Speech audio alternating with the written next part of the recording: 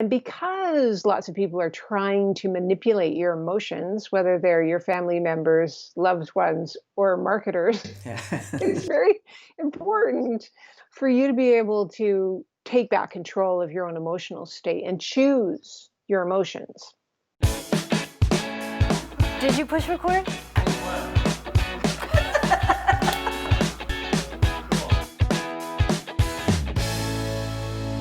Welcome back to Second Act TV. Carla Rieger is with me for another segment talking about recreating, reinventing life after 50, specifically getting in our last segment, getting a hold of ourselves in these chaotic times and getting emotionally prepped to recreating life, especially in times that we've been thrown into right now where everything is sort of uncertain, huh, Carla? Thank you again for joining me.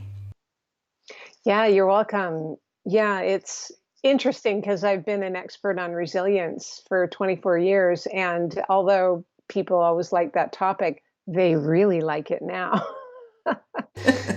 My life's gotten busier. In these times, talk to me about why it's so important to be emotionally ready and primed for this. Yeah, well, I think emotions, if you really think about anything you do or don't do in life, it's because of how you feel. And we don't realize that, but if you think about it, or you do something because you're scared, or you do something because you're, really curious, or you do something because you're really, longing for something, right? It's always driven up by an emotion. Every buying decision we make is an emotion, right? But we'll justify it with logic. But in the end, and marketers know this, it's always your feeling. So and because lots of people are trying to manipulate your emotions, whether they're your family members, loved ones, or marketers, Yeah. it's very important for you to be able to take back control of your own emotional state and choose your emotions. But take us through that. How do you prepare yourself better emotionally? I know you have a process for doing that. Yeah, I have a five-step process that we've honed on probably over 1,000 clients. It's called the Avara model, and it's easy to do. We can do it in your own head, but I'll also show you how to get like a printout if you like to do it on paper. So all you do is step one is you write what's called a mind story, and this is where you just get it all down on paper. And this is like all your feelings, all the stuff that's bothering you, just like all your interpretations about it, anything that's get it all now. The second part is to just see if you can find the facts of that situation. So I'm working with one woman who all her family moved home. She's got this big house. She's been, retired for a while, but she's reinventing herself. And all her family moved home. The daughters, the husbands, the kids, the newborn baby. so, so and the kids are running around and it's sort of an open plan house, so there's no privacy and she can't get anything done and it's driving her crazy, and they're just taking stuff and putting it all over the place and she can't find anything, and so she just got all that done. So the fact is just 7 new family members living in the house. That's it. Without all the what that means, right? So just those two things alone could be huge. So see if you can do that. Part three is where you talk about what the limiting mind story and break it down into little parts. So the first part is just to really accept, be okay with yourself if you're upset. A lot of us are sort of like, I should be positive all the time, and we're just not. No. Right? We get grouchy, we get upset. We're like, somebody took my toothpaste. Where is it? Right? We get angry. Or, all the stuff in the news is very upsetting. So it's okay that you feel that way. So that's the first part. But just to know that it's your thoughts about what's going on that's creating the feelings is super important. So that's why the second part is important, which is V for vision. I want you to, if you stay in this state, like say for 3 more months of this lockdown, what might be the results of that? So it's a bit of a motivator, right? It's like, oh crossed because she wasn't getting much sleep. She wasn't getting any work done. She was starting to not talk to people and snipe at people. And she said, I don't want that for 3 months. So it was a motivator. Part three is your actions. What kind of actions are you doing as a result of this situation that you find yourself in? Well, she's procrastinating. She's not feeling very loving. You know, she's losing things, right? And then the next part of that is what's called reprogram. And so I always think it's good to, okay, what happened recently that made you think of this? And so she said, I got up in the morning and my toothpaste was gone. And so I looked all over the bathroom, couldn't find it, went to the other bathroom, went to the other bathroom. They got a big house.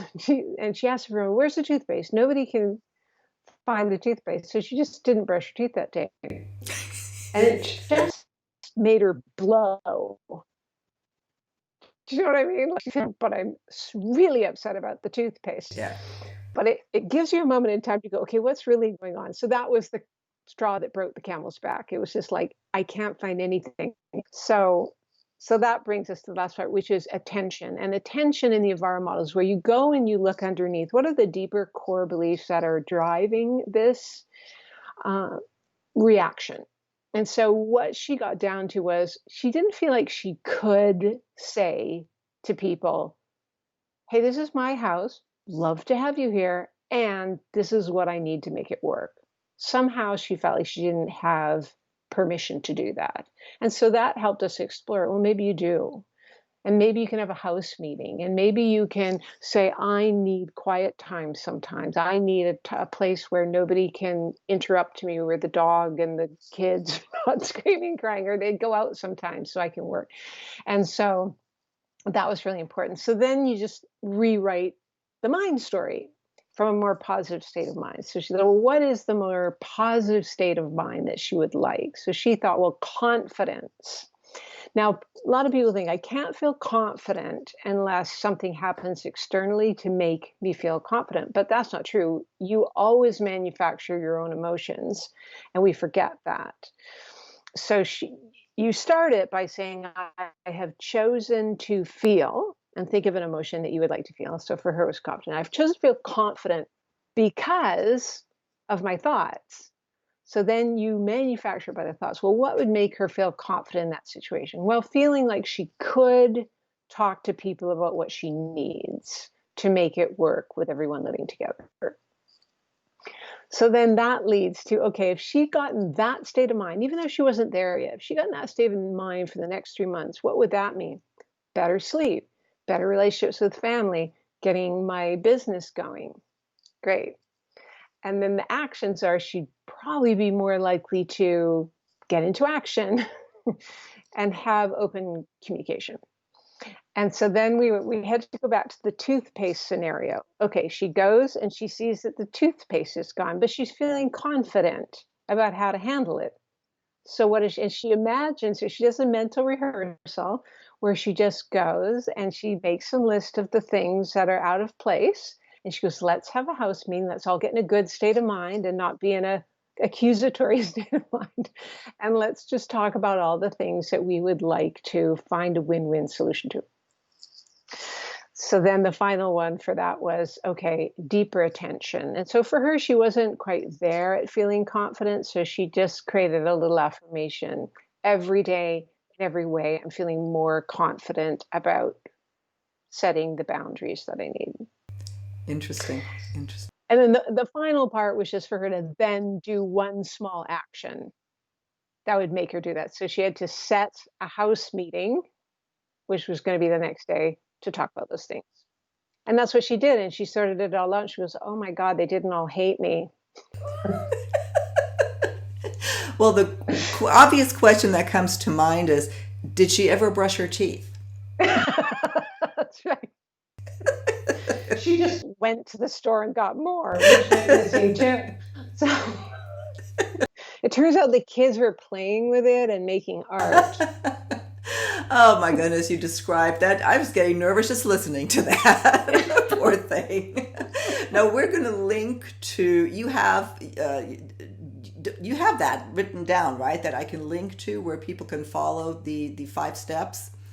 Yeah, they can follow the 5 steps. Actually, they can go to just our free page, which is mindstoryacademy.com, as in mind story, and just /free, and you'll see it. If you scroll down, you'll see our book, which the cover kind of looks like this, and then you can get it for free, and and you can write in the book, and you can fill out the whole process. And yeah. Well, Carla, thank you so much for taking us through that process. It's it's such a chaotic, emotional time. Hopefully we are in a place now where we feel a little bit better about ourselves and in a position to actually go out there and see what we can do to recreate and reinvent. And I'd like to hold you over and discuss, what are some ways to monetize, our wisdom, as you call it, and turn the situation around and create the life we really want. So we'll see you next time on our second act with Paige and Silka. Bye-bye. Bye.